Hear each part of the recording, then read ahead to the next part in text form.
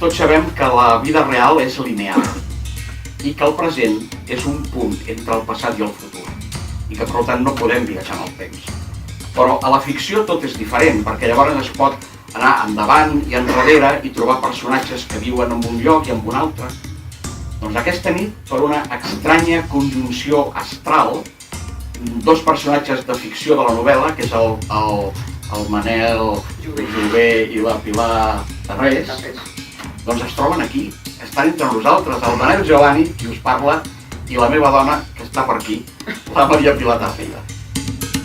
Bueno, s'ha de dir que, almenys pel que fa a mi, doncs el de la novel·la és més jove, és més guapo i té més cabell.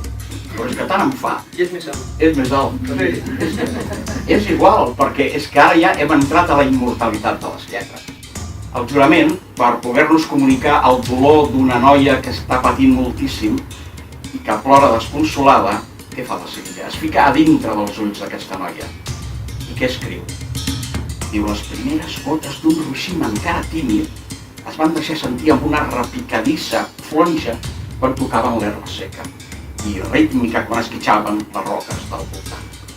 De mica en mica, l'aigua de la pluja va prendre força i es va barrejar amb els solcs de l'esconsol i desesperança de les llàgrimes que negaven el rostre del Catherine. Però, a més, la novel·la de la Sílvia és molt bona perquè atrapa el lector, perquè no pots deixar de llegir-la.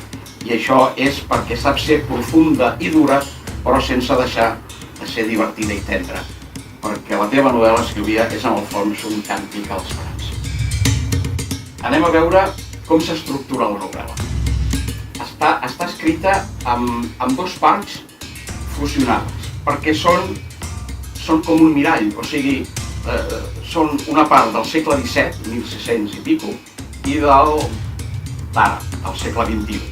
Però aquestes dues parts s'emmirallen entre elles, o si voleu, seria com els terres d'algunes catedrals que reprodueixen sobre el marbre els nervis de la volta. De tal manera que el que hi ha a un costat també està a l'altre, el que passa al segle XVII té una correspondència, no és exacta, però té una correspondència al segle XXI de la mateixa manera que es diu, bueno, el del món celestial és el món terrenal i tot allò que s'explica. Per això, tot allò que passa al segle XVII té correspondència amb el segle XXI. I aquest lligam és perfecte, tot i que entre les dues parts de la novel·la hi ha 4 segles.